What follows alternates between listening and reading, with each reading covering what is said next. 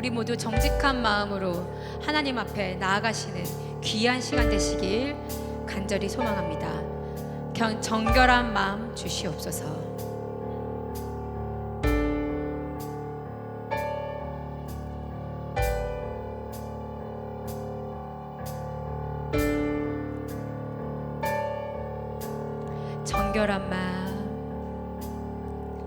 정결한 마음 주시옵소서. 오 주님, 정직한 영을 새롭게 하소서.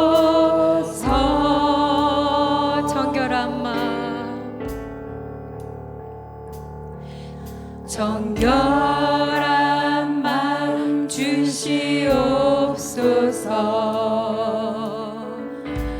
오 주님,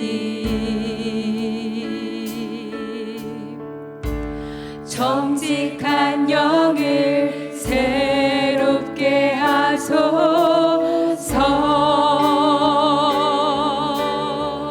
나를 주님 앞에서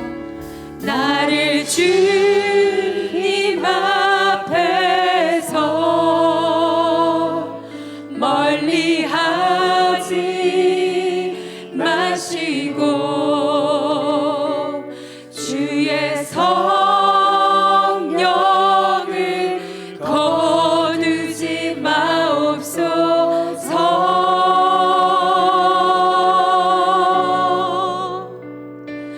그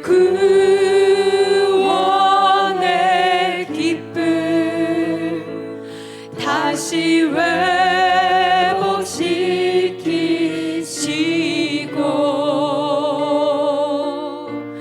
변치 않는 맘 내 안에 주소서. 정결한 마음 주시옵소서. 주님, 정결한 마음 주시옵소서. 오 주님,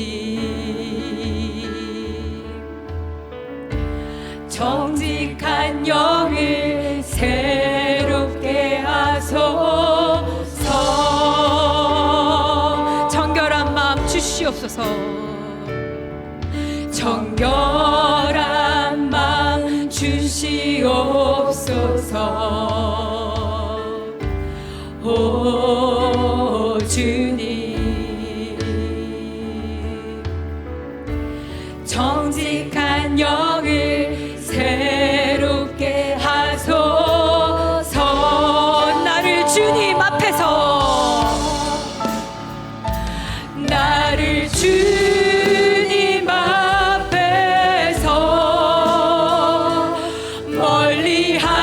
멀리하지 마시고 주의 성령을 거두지 마옵소서.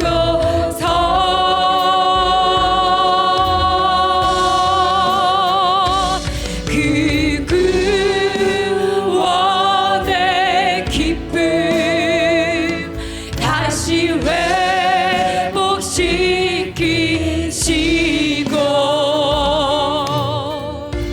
변치 않는 맘 내 안에 주소서. 나를 주님 앞에서 멀리하지 마시고 나를 주님 앞에서 멀리하지 마시고 주의 성령을 거두지 마옵소서.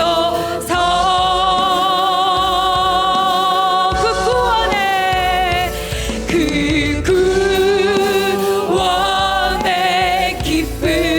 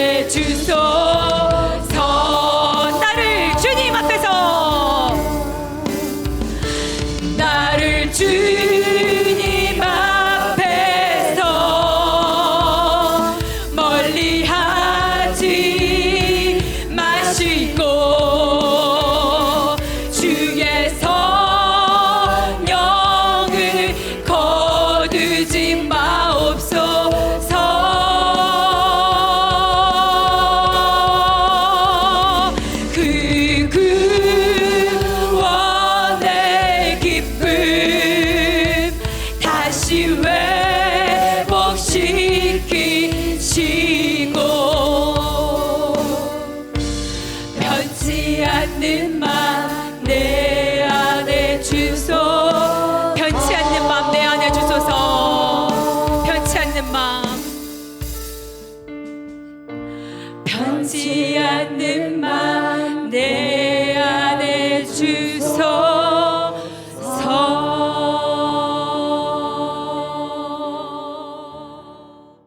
저는 사도행전 11장 5절로부터 10절의 말씀을 통하여 지혜와 비전 그리고 사랑이라는 제목으로 은혜의 말씀을 나누려고 합니다. 사실 사도행전 11장에 나오는 내용은 사도행전 10장에 이미 베드로가 고넬료 이방 선교의 출발점이거든요. 고넬료의 가정을 구원하는 일에 하나님이 쓰시기 전에 어떤 연유가 포함되어 있는지를 10장에서부터 설교하다가 11장에 다시 한번 내가 어떻게 고넬료 가정을 만나게 됐고 또 특별히 예루살렘 교회에 보고하는 일에 바로 베드로의 이방 선교가 어떻게 시작됐는지를 알리는 내용입니다. 사도행전 10장 이제 9절 이후에 보면은 간단히 이런 내용입니다. 베드로가 이제 배가 고파서 이제 선교하고 주의 일을 사역을 하다가 이제 배가 고파서 비몽사몽간에 환상을 봤습니다. 근데 이때가 이 당시에 이 달력으로는 6시로 되어 있는데 현대로 고치면 이게 정오입니다. 그러니까 12시니까 시장할 때가 됐죠. 그래서 배가 고파가지고 비몽사몽간에 음식을 준비하는 그 시간에 깜빡 잠이 들었는데 오늘 본문에 있는 말씀처럼 하늘로부터 이제 보자기 같은 그릇이 하늘로부터 쭉 내려오는 거예요. 그래서 베드로가 주목해 보니까 4발 가진 것, 들짐승, 공중에 나는 것들이 보이는데 이것이 율법적으로 얘기하면 먹을 수 없는 불결한 짐승이에요. 그래서 베드로가 하늘의 음성을 듣죠. 베드로야 일어나 잡아먹으라 하니까 베드로가 주님 절대 그럴 수 없습니다. 속되거나 깨끗하지 아니한 것을 결코 내 입에 들어간 일이 없나이다. 그랬더니 또 하늘에서 2번째 그리고 3번 있은 후에 다시 보자기가 하늘로 올라가는, 저는 이 꿈의 내용을 가지고 지혜와 비전 그리고 사랑이라는 제목으로 우리 원우님들에게 말씀을 나누고자 하는 겁니다. 사실 오늘 본문에 있는 말씀을 제가 정리해 보면 인간이 붙드는 3가지 중요한 게 있습니다. 물론 우리 원우님들이 뭘 전공을 하셨는지 그거에 따라서 자기가 중요하게 생각하는 여러 가지가 있는데 그 중에 하나는 무엇보다도 지식일 겁니다. 특별히 이 시대 같은 제4의 혁명, 지금 인공지능, 이게 전적으로 그 인공지능과 같은 지식을 누가 먼저 가지느냐에 따라서, 그래가지고 요즘엔 법조인뿐만이 아니라 의료계, 웬만하면 여러분들이 챗GPT, 여러분이 핸드폰으로 열어서 웬만한 거 질문해도 뭐든지 다 답을 해줍니다. 아마 지식이 이 시대처럼 앞으로 더 발전하겠죠. 아마 앞으로는 이 두뇌에다가 칩을 심거나 귀에다가 칩을 심어서 상대편이 무슨 말을 하든지 그 말이 동시통역이 돼가지고 여러분들에게 들리는 그런 날이 이제 멀지 않을 겁니다. 근데 제가 강조하고 싶은 것은 신학 공부라고 하는 것은 하나님을 섬기는 우리의 학문은 지식에 대한 공부가 아니라 지혜에 대한 것이라고 하는 것을 강조하고 싶습니다. 오늘 베드로는 율법적 지식을 분명히 갖고 있었습니다. 레위기의 규례에 따라서 속되고 깨끗하지 아니한 것을 저는 먹을 수 없습니다. 확실한 자기 확신과 지식과 그다음에 교리적인 율법적인 그런 거에 완전히 유대인으로서 흔들림이 없는 지식을 가지고 있었습니다. 그러나 지혜라고 하는 것은 하나님이 환상을 통해 베드로를 깨우쳐 주신 것은 지식이 아니라, 베드로가 가진 지식이 아니라 지혜였습니다. 지혜란 단순한 사실의 습득이 아니라 하나님이 주시는 뜻을 현실 속에서 분별하는 능력입니다. 신앙이라고 하는 것은 성경 구절을 아는 것에서 끝나는 것이 아니라 하나님의 뜻을 깨닫는 것으로 나아가는 것이 바로 신앙이고, 신학도 마찬가지입니다. 신학이라고 하는 것은 하나님이 주신 구약으로부터 신약, 그다음에 기독교 역사 속에 있는 수많은 사상가들의 지식을 정리해서 아는 것이 아니라 그들에게 나타났던 하나님의 지식이 그들의 삶을 어떻게 바꾸었고 그 지식이 지금 감리교 신학대학교 다니는 나에게 하나님이 어떤 길로 이끄시는가. 그래서 우리가 공부를 한다고 하는 것, 그다음에 사역자가 된다고 하는 것은 지식을 습득하는 것으로부터 지혜로 나아가는 것. 오늘 베드로의 꿈에서는 그것이 분명히 나타납니다. 속되거나 거룩하지 아니한 것 이미 알고 있습니다. 그러나 하나님은 베드로의 실존, 배고픈 실존을 바꾸어서 그 개인의 배고픔을 하나님을 사랑하고 인간의 배고픔을 영적인 것으로 승화하는 장면이 바로 오늘 꿈입니다. 누구든지 배고프죠. 우리 원로님들이 감리교 신학대학교 138년 한국 최초의 신학교에 오셔서 열심히 수학하시는데 아마 개인적인 꿈이 다 있을 것입니다. 그러나 중요한 것은 내가 경험하고 있는 인간적인 실존의 꿈이 하나님 안에서 어떻게 그 개인적으로 알고 있던 전 지식이 하나님을 섬기는 지혜로 바꾸어질 것인가. 이것이 바로 여러분이 3년 감리교 신학대학교에서 열심히 수학하고 교수님들과 원로님들을 만나면서 하나님이 더불어 주실 복이 될 줄 믿습니다. 두 번째는 꿈이 변하여 비전이 되어야 된다고 하는 것입니다. 꿈이라고 하는 것은 개인적 차원에 머물 수 있습니다. 언뜻 생각하면 베드로가 꾼 꿈은 지극히 개인적인 겁니다. 또 배가 고플 때 그 배가 고픈 인간의 무의식의 영역을 넘어서 그가 뭔가 먹어야 되는데 먹지 말아야 될 거라고 하는 의식과 무의식의 싸움으로 이 꿈이 해석이 끝날 수도 있습니다. 전통적으로 꿈 해석에 있어서 대표적인 사람을 둘을 꼽으라고 한다면 여러분이 잘 아는 프로이드입니다. 프로이드는 꿈의 해석에서 꿈이라고 하는 것은 인간이 낮에 의식의 영역에서 억눌려졌던 것이 밤에 잠을 잘 때는 의식이 아무래도 느슨해지잖아요. 그래서 꿈속에서는 반대로 나타납니다. 그래서 프로이드는 인간의 꿈이라고 하는 것은 밤꿈이다. 낮의 의식 속에서 하지마 그랬던 것이 밤에 해 하고 나온 그 영역이 바로 꿈으로 나타나는 것이다. 프로이드가 여러 가지 임상 실험을 통해서 꿈을 그렇게 해석한 거죠. 근데 프로이드하고 다른 입장에서 꿈을 해석한 사람이 있는데 그 사람은 희망의 원리라고 하는 책을 쓴 에른스트 블로우입니다. 에른스트 블로우는 꿈이라고 하는 것은 프로이드가 얘기하는 것처럼 밤꿈, 낮에 의식이 억압이 되었을 때 그거를 밤에 의식이 해체되면서 나오는 그런 어떤 이미지가 아니라 진정한 인간의 꿈은 자기가 바라는 열망, 자기가 바라는 희망, 그거를 미래에 투사하는 것이다. 그래서 프로이드하고 에른스트 블로우는 꿈의 해석에 있어서 대척점에 있습니다. 이게 인문과학에서 얘기하는 대표적인 꿈의 해석인데 오늘 성경에는 낮꿈도 아니고 밤꿈도 아닙니다. 베드로는 분명히 일종의 밤꿈이에요. 왜냐하면 먹지 마. 그거 절대 먹어서는 안 돼. 이게 꿈속에서는 먹어. 그래서 무의식 속에서 의식이 억압된 것이 드러난 건 맞는데 그러나 하나님이 하신 이 꿈을 하나님이 새로운 비전으로 바꿔주시는 영역은 그런 꿈의 해석이 끝나는 게 아닙니다. 꿈은 개인적 차원에 머물 수 있습니다. 나는 이런 일을 하고 싶다. 이런 삶을 살고 싶다라고 하는 바람일 수 있습니다. 그러나 비전은 하나님이 주시는 공동체적인 소명입니다.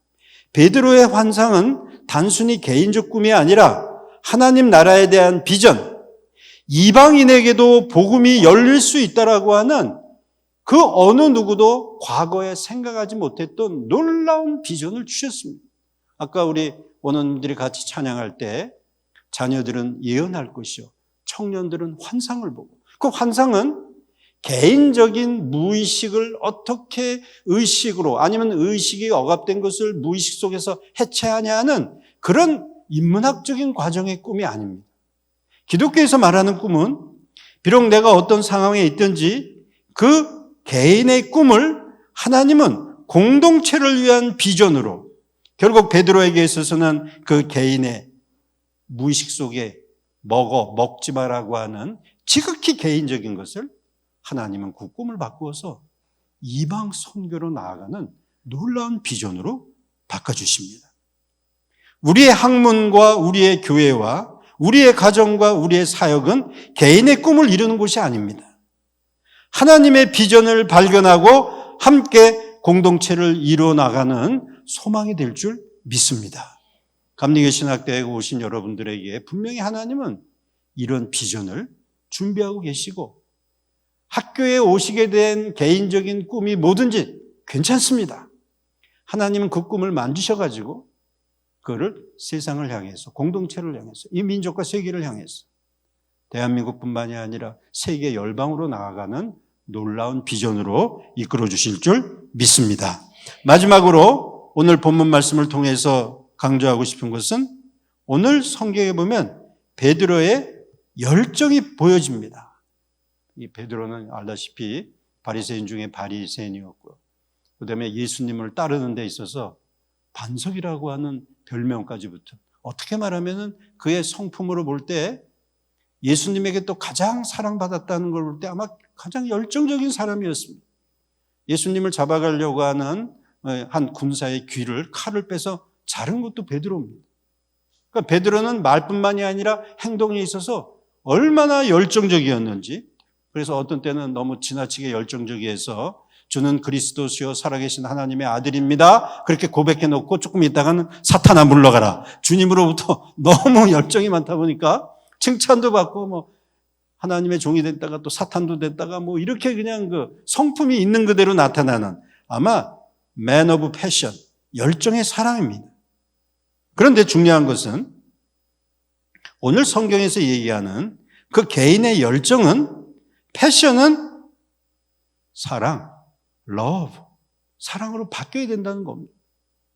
열정은 자기 확신에서 나옵니다. 베드로는 오늘 성경의 본문을 봐도 자기 확신이 있었어요. 율법적인 확신, 예수님으로부터 수제자였다고 하는 확신. 이 열정을 누가 베드로를 따라갈 수 있겠습니까? 12제자 중에.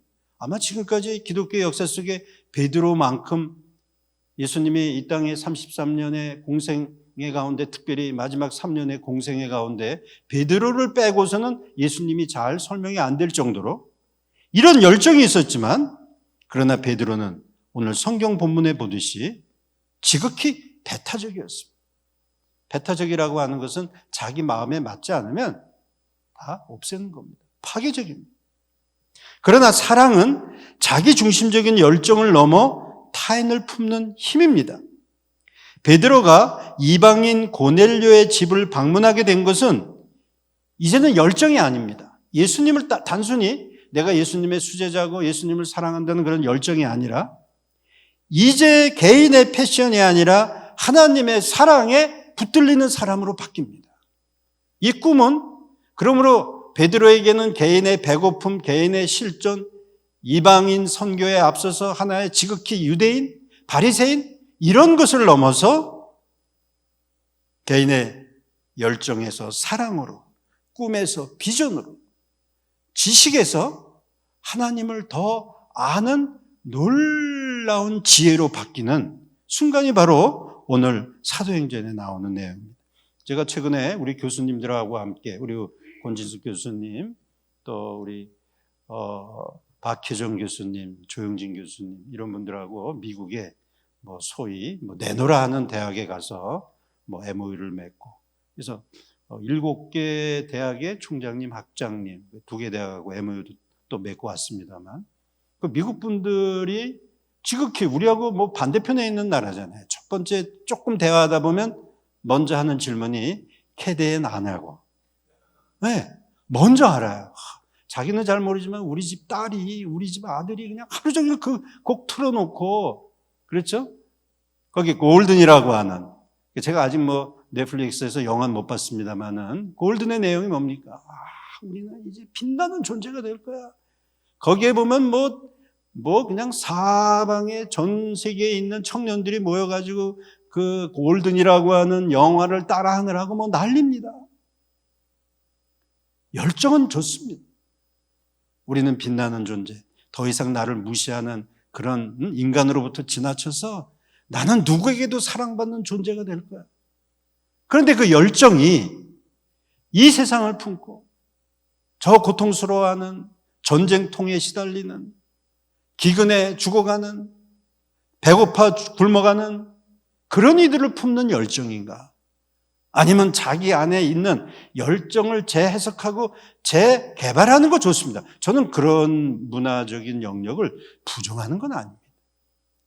기독교에서 말하는 열정은 개인의 확신과 골든, 금과 같은 빛나는 존재가 될 것이다라고 하는 그것의 궁극적인 것은 개인을 넘어서서 하나님의 사랑에 붙들려 그 사랑이 내 옆에 있는 이웃을 향해서, 아직도 주님을 모르는 세상의 사람들을 향해서 나아가는 것, 이것이 바로 오늘 베드로가 꿈을 꾸고 고넬료라고 하는 최초의 이방 선교를 향해서 나아가는 계기가 됐던 순간이라는 것입니다. 결론을 내리겠습니다. 사랑하는 우리 감리교 신학대학교 원호 여러분, 하나님은 우리의 신앙이 신학적 지식에서 하나님의 뜻을 품는, 내가 인간의 개인 경험에서 가졌던, 내 실존성에서 경험했던 어떤 찰나적인 꿈이 하나님의 마음이 되고, 하나님을 향한 그 열정이 내 개인을 넘어서서 사랑으로 확정되기를 우리 하나님은 원하십니다. 꼭 붙으시기 바랍니다. 사도행전 10장, 11장에 나오는 베드로처럼, 그러므로 우리 신앙의 길은 경계선을 항상 넘어가는 겁니다. 나 중심의 지식과 내 개인의 꿈과 내 개인의 열망을 넘어서 세상을 품고 비전을 나누고 사랑으로 경계선을 넘어갑니다. 오늘 우리가 머물고 있던 틀, 그거를 깨고 하나님의 지혜를 구하며 비전을 따라 살아가고 사랑으로 경계를 허물어 하나님이 저 하늘의 경계를 무너뜨리고 이 땅에 오신 것처럼 우리 원우님들도 이 세상의 경계를 하나님이 주신 지혜와 사랑과 그다음에 비전을 가지고 세상을 정복해 나아가시기를 주님의 이름으로 축복합니다.